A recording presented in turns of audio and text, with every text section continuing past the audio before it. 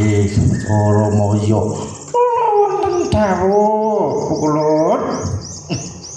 Aku lan kowe iki wis mabat-abat. Ini apa kowe tak timbali kowe nerekke aku. Injih, sinuwun kados pundi Kulon. Iki aku lan kowe iki diuber-uber karo kakek Sepat. Saben-saben arep mangan Pandhawa mesti sing ngalangi kakek Sepat. Makaten injih. Yen ngono ayo upama kowe duwe iku partikel apa ora? Bakal ngaten mbok menawi lho, Cik. Menjeng antika menika pitados dhateng atur kula. Kula kalih panjenengan menika namur laku. Namur laku tegese mempa warna. Mempa warna. Nggih. Mempa warna tegese yake kula kanjenengan iku salin wujud mboten jenengan niku wujudipun Bathara Kala kula Jaramaya. Kono nggih. Las namur laku wujud apa? Menawi jeng andika menika gugu dhateng kula. Pripun? Nawi awake kita nika dados kewan. Kewan nggih. Kewan apa? Nggih. Napa sing kados jenengan niku lek kula nggih sing mangsa ngoten mangsa. Nggih. Wah, iya. Tegese wah nggih dados napa dadi macan. Nggih. Wah. Nggih niku leres. Wah, aku kudu salin wujud dadi macan. Nggih. Ngono ya iki menika nawi jengantika kersa. Ya, yen ngono ayo ditindakake aja dadak kesuwen. Nggih, monggo.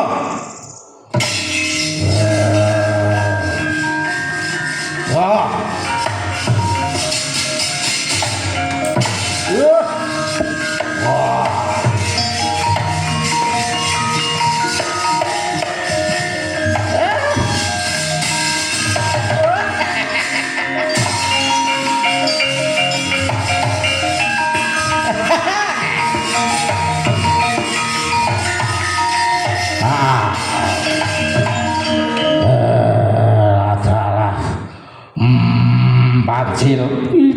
Kacil pripun to? Wah. Kados iki. Wah. Ngadeg dhisik. Nggih. Wah.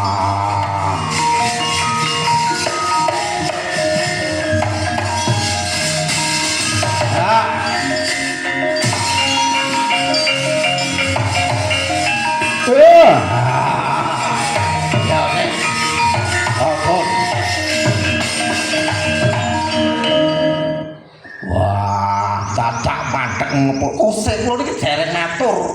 Dereng rampung anggen kula matur. Wah, dadak apa-apa. Lah nek pun wujud ngaten niku kados pundi? Ya ayo. Ayo wujud macan ngene iki mlebu negara Ngamarta mangan para Pandhawa kula. Mekaten. Iya. Wah, ning nggih atos-atos. Iya, ning lho. Sopo iki? Sopo lah kok? Lho. Wah, wis ngono aja dadak kesuwen. Aku wis dalem telik sandi ya kuwi wujute asu ajak. Jare asu ajak dina iki Pandhawa lagi pasang grogol ana ing alas pompong wilayah. Mekaten. Iya. Ya ayo. Budal dina ning alas pompong wilayah. Goleki para Pandhawa. Mekaten nggih. Ya nggih kula dherekaken.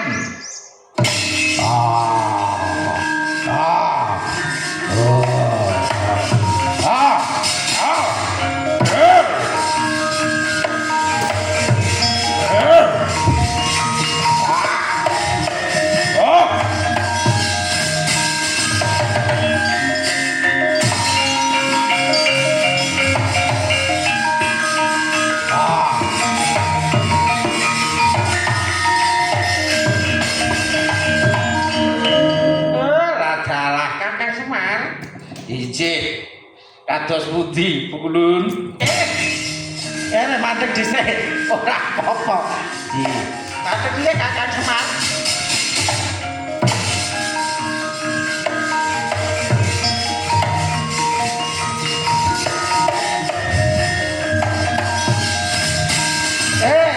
nggih enten apa Den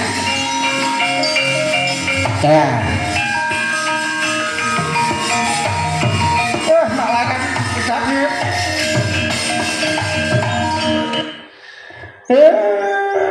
Bagian satu lito meleh nyuwun ngapunten dene tetopo jenengan ndika nyantet lampahipun Kakang Semar inggih iki ana wigati Kakang aku ngerti lakuning Bathara Kala nggih kula nggih ngertos Bathara Kala niku wau lak memba warna dados macan ya ngono ya Kakang piye anggone awake dhewe jaga para Pandhawa kasuginganing para Pandhawa Kakang Semar nggih monggo yen Bathara Kala memba warna dados satu kula kajeng andika inggih kedah memba dados satu Den ngono Kakang nggih lah Kakang Semar arep memba apa kula niku remenane kewan niku inggih menika wujudipun kancil nggih Kanjur Kakang memba kancil iya nggih Den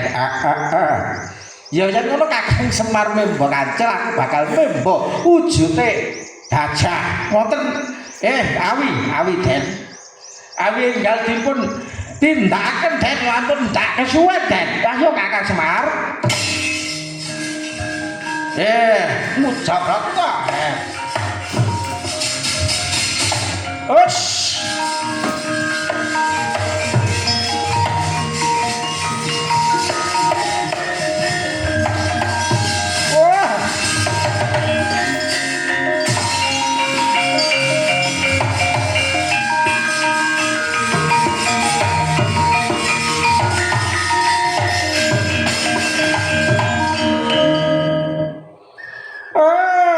Ndara Kresna opo Kakang Semar kula ajeng andika sampun wujud dados satu kula dados kewan awit wujudipun kancil jeng andika menika wujud kewan gedhe gajah iya Kakang Semar iki piye terus banjur piye Kakang menika wau Bathara Kala ditutake kalian Daramaya bak wonten alas bombong wilayang iya Kakang ana alas bombong wilayang awi enggal mriko Den dipun gurak Bathara Kala kesatu mboten mapan wonten nang dondong wilayang ngono Kakang Semar iya ya ngenten iki ya ampun Kakang Semar kula niku kancil iya kancil ya ayo gajah sakniki mboten sak basa iya Kakang bener ora sak basa kewah kok basa nggih ayo gajah dina iki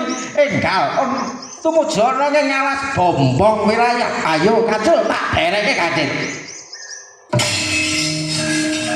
yo Bang Soal ayo iritan lakune gajah ayo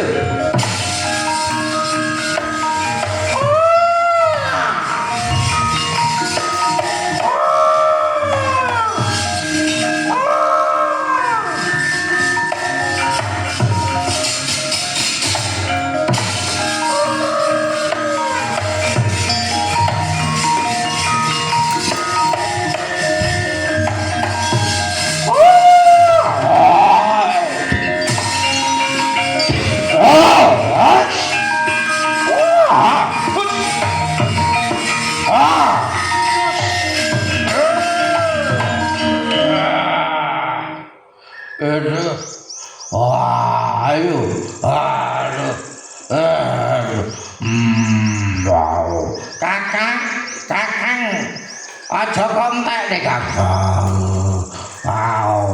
ayo banteng ayo manuta aduh pacar aku aja kathah kala basa pacar aja kontek nyang aku ya bagi ana aku iya gampang Aku culno dhisik macan. Walah kowe engko yen tak culke bakal melayu. Ora culno dhisik. Yo.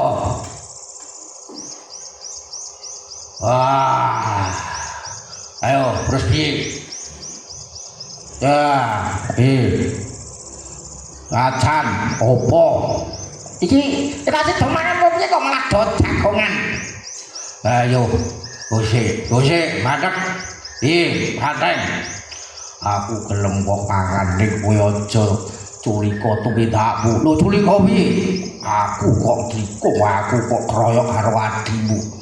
Yen kowe wani madhep-madhepan siji kan, pokok siji ayo. Aku karo kowe sing menang. Yen aku kalah, aku gelem dadi mangsamu. Ngono. Iya. Wah. Iya di alah gelem wong kancil ki yo wong banteng ki wong kewan semono kok kalah karo kowe kalah rugi ya. Wah, ngono ya. Ya yen ngono ayo.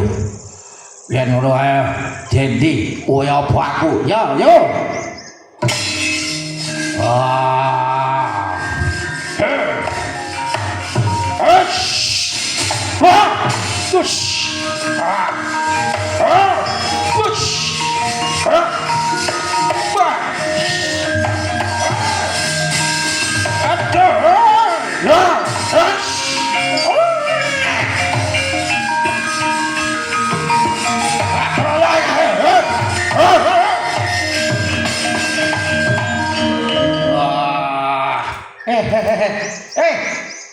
Rame men kek apa to kek?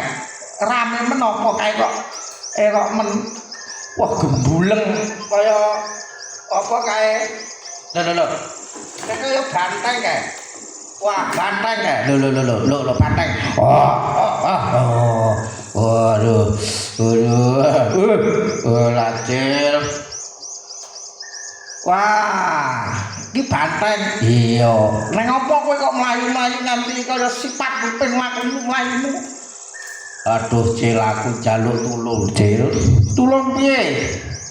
Aku dikroyok karo macan. Macan? Iya. Wah, yen ngono ya ora wangkun. Aku njaluk tulung. Ngono? Kowe dikroyok loro, dikerubut loro. Iya. Ya yen ngono ngene. Macan tekan kene ditantang. Aja wedi. Kowe ben dewaing karo gajah. Ora. Iya, yen ngono ora dadi kaya macan tantangen. Ya. Macan. Apa? Ayo kowe aja layu. Kowe mrene aja ayo kowe iso ngalahke banteng karo gajah. Gajah karo banteng dadi panganmu. Aja layu kowe. Sumengkira Cil, sumengkira ya. Tak sumengkir.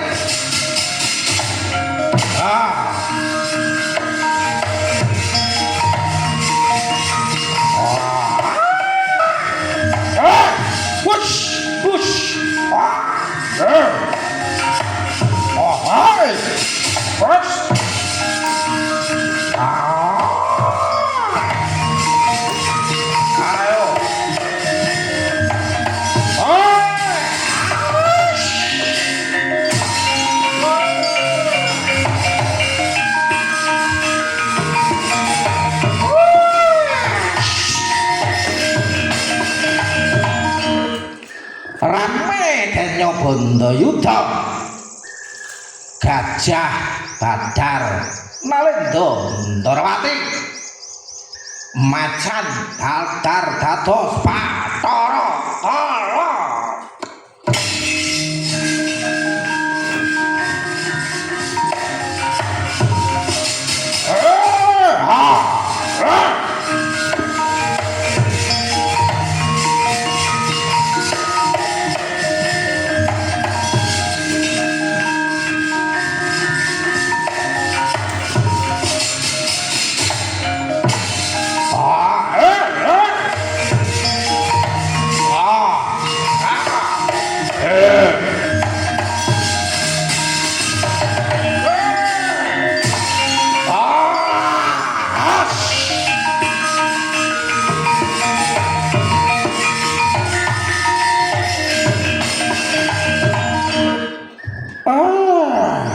lah dalah jagat Dewa Bathara. Bathara kala. Waduh Kakang Bathara Wisnu iki. Badar nggonmu dadi makan. Bali. Iya Kakang. Wacaku sapa? Adikacaku Bharawaya. Aduh Kulon. Nyuwun pangapunten Kulon. Ramaya kowe. Ije kula. Kakang Wisnu Bathurku sapa? Bathurku Kacil. Kacil ya kuwi membane Kakang Semar. Kakang Semar. Kula wonten dawuh. Kakang Semar kok ora dadi Badar dadi malih, dadi Semar. Kula seneng dadi Kacil riyin. Ngeten. Darakala. Lah dalah Siwa Semar. Iya. Lah dalah Ulun Bathara Ismaya. Ya kowe. Kowe supikira wae. Nggih kula tak krinci lapah, Darakala. Kakang Semar iki. Kowe senengane dadi gawe. Ya njaluk kapura ya Kakang wis dadi kewajibane Bathara Kala ki dadi dewaning Gotha Pakencana Kakang. Ngono ya. Ya ngono ki wis paripurna. Ya iki mang kolaborasi wayang kancil karo wayang kulit. Kowe wis saiki bali. Iya Kakang aja Gotha Pakencana ana ing kene. Iya Kakang.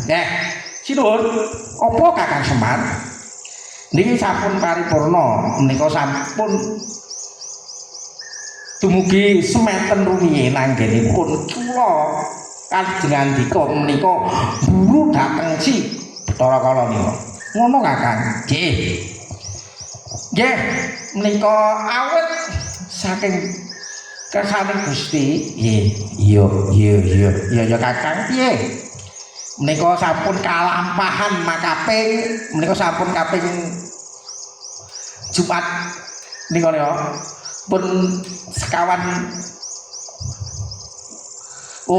sampun 6 wulan anggenipun gelar Gladen Kancil wonten Bali Budaya Minomartani. Ngono ya Kakang. Nggih, menika salah setunggal wujudipun nglestaraken inggih menika wujud ringgit kancil leasanipun Kilet Jatibrata almarhum. Ngono ya Kakang. Nggih. Wonten donya niku pun langkah. Lek wayang kulit Purwa nika wonten pundi-pundi pun kathah. Lek wayang kancil menika namung wonten Indonesia niku nggih pun Bali Budaya Minomartani khususipun lan wonten luar negeri wonten Amerika. Menika pun sampun wonten pamila menika saking sanggarane loka. Iya menika ingkang dipun pimpin Sriki Sri Wisnu. Anggara menika nguri-nguri wujud nderek nguri-nguri kabudayan. Ngoten urip-urip wayang kancil.